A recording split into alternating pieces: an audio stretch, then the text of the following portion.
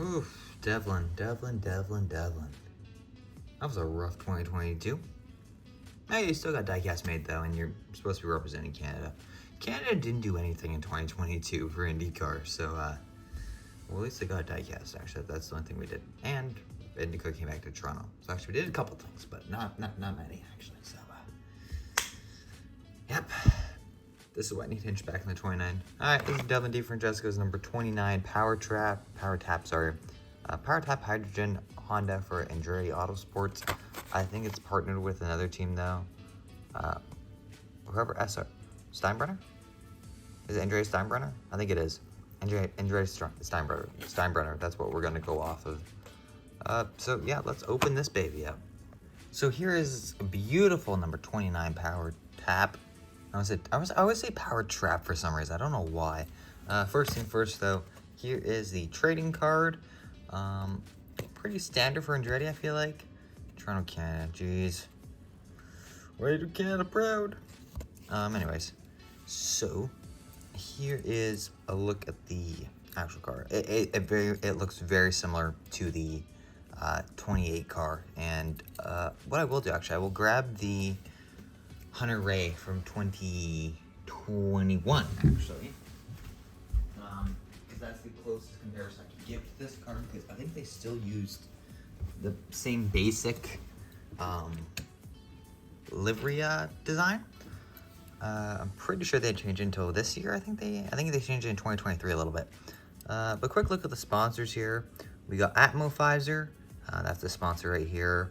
PowerTap Hydrogen, Capstone, number 29, NTT IndyCar Series, Honda, contingencies down there that I can't read.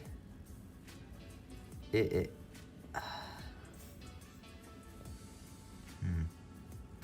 know what that one is. I know the next one under it is Gamebridge. You know what that is?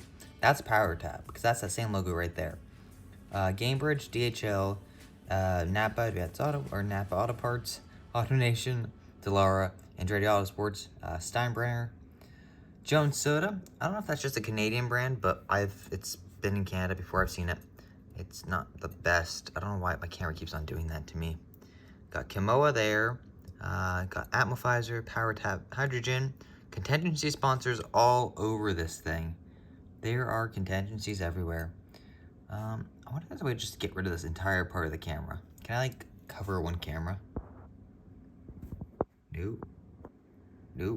Okay, it was this camera right here, so I don't know how to avoid it. Anyways, got Neft, Jones Soda Company, Speedway Fuel, Capstone. Don't know what that logo is. Can I get back to my normal zoom? Hello? No, I can't. Okay, cool. This is great. So we just got a blurred diecast review now. There we go. Capstone, I don't know what this one is. Kimoa, Jones Soda, Neft, IndyCar Series. No DeFrancesco name on it. After they got the R screen, Jerry stopped putting the names on the headrest. Number 29, powered by Honda Power Development logo there. Atmo Pfizer, Capstone, PowerTap. I still don't know what that logo is. And then Capstone, Green Energy is on the rear wing with the number 29. Of course, this is based off of the road course kit, which is why they have a different color for the side of the wing. Usually that'd be a full red side, and then the top would be yellow, but I actually prefer the Indy cars on the Speedway Aero kit, because especially with the 118s right now, I'll probably speak about this later on if I do a diecast buyer's guide again this year. It's kind of annoying actually having two different molds almost. It's almost like with Lionel and the PTC mold, except one of them you want, one of them you really don't want. You kind of want both, but you can't get both. It's I don't know why, I don't know how to describe it, but it just feels that way. But this is a very wonderful diecast. I actually really do like this one. I like the yellow and red. It stands out for me. It pops. You notice on the track, except for when the DHL car is on the track, because then you think it's the other car. And other than that, it gets really confusing. But other than that, though, it's a beautiful car. And if you don't have this thing, pick it up. I mean, this I don't think we're actually getting a DeFrancesco this year. I'm trying to think here. This is why I need to do a buyer's guide, because then I always had like a list beside me of the cars that are getting made. I gotta check again, but to my knowledge, we weren't gonna get one. Maybe we will, and if we do, I hope it's the Jones Soda Pop car. But that was like I think it ran Portland and Laguna Seca, and that was it. So I don't think we'll actually get it, even if they do run this year. Here is the Ryan Hunter-Ray from 2021. And if we compare it, it is the exact same livery layout, except, so I can like focus that, there we go. There's this black outline now that usually follows this, and it's just not on there. And then the yellow, it's a more matte almost color on the DeFrancesco car. And then this red, I like this red a lot better than the DHL red. I don't know why, I think it just looks atrocious. I don't know if it's like a red or maroon. It's the DHL test, whatever it is. Very similar kind of logos almost, I would say almost. This one's just a lot more like cropped, I guess. More stretched out on the 29. The front wings, I've never understood what Andrea tries to do with this front wings. It just looks very messy in my opinion.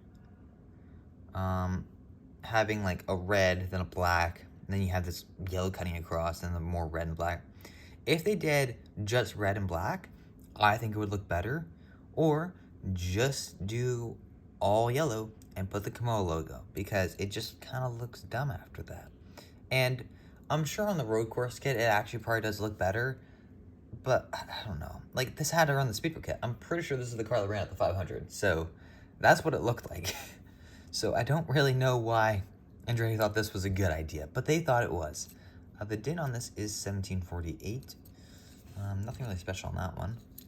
I've noticed I've gotten a lot of low DIN numbers. I've never gotten a number really over 3,000, I think. And there's 9,999 made, except for the Hy-Vee cars, which I will explain in a while. A little wink, wink, nudge, nudge there. But yes, very similar kind of design, except for that black outline, I guess you could say. But again, it's the same concept. Nothing has really changed. It's just that black line that's changed. I guess it's actually the yellow on this, on the DHL car, is where the black should be. They just put a second color there, I guess, because I'd actually like to purchase the Herta actually and seen if there's blue on this part of the livery, because I'm assuming this is all black here for Herta. This is all yellow. I wonder if this would be a blue, because he always has black, yellow as his main colors, and there's always blue on it. And I've never understood why they put that on the Gamebridge car, but it annoys me. It really does. But again, this is a wonderful diecast to have in your collection, I think. Even if it gets ran today, I'm pretty sure DeFrancesco won't be back, unless he does something magical this year. I don't expect him back with Andretti, so yeah, again, like I said, it's a nice car though. I'm not going to complain.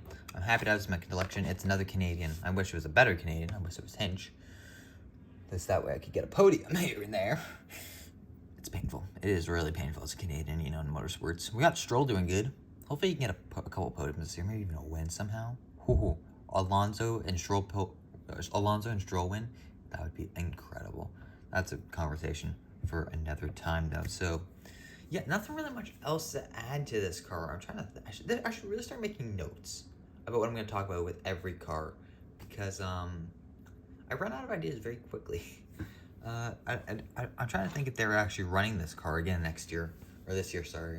I keep getting confused now. Long Beach is this weekend, so I don't know when I'm releasing this. Probably like a Monday or something. I think I'm kind of trying to space it out a bit, just so I have reviews consistently, but not like all at the beginning and then have like a dead spurt again. Capstone, I think it was running this week at Long Beach. I'd have to check again, but I'm trying to, maybe they ran, I know Capstone's ran either Long Beach or they've already ran, so I don't know what they're doing there, but I'm trying to think what other sponsors. I think this kind of car is returning, but it might even be less sponsors. I'm thinking it might just be the PowerTap logo. I think half of these contingencies have just dipped. After 1 year, they're like, no, I'm done. I'm leaving. But again, it is a nice diecast. And like I've said over and over before, if you haven't got this, get it. The 29 cars, I think after DeFrancesco, I don't really know if we'll get them. We've had 2 Hinches, this car, And then we also had the Alonso. Those are the last few 29 cards we've gotten. And the Alonso is extremely rare, so if, like, I gotta find that one because that'd be a sick review to do, and just a sick card to have in the collection as well. But I gotta find that first. So that's it. Hope you guys enjoyed. So don't forget to comment, like, and subscribe so you never miss another video. And I'll see you guys all again in the next one. Goodbye.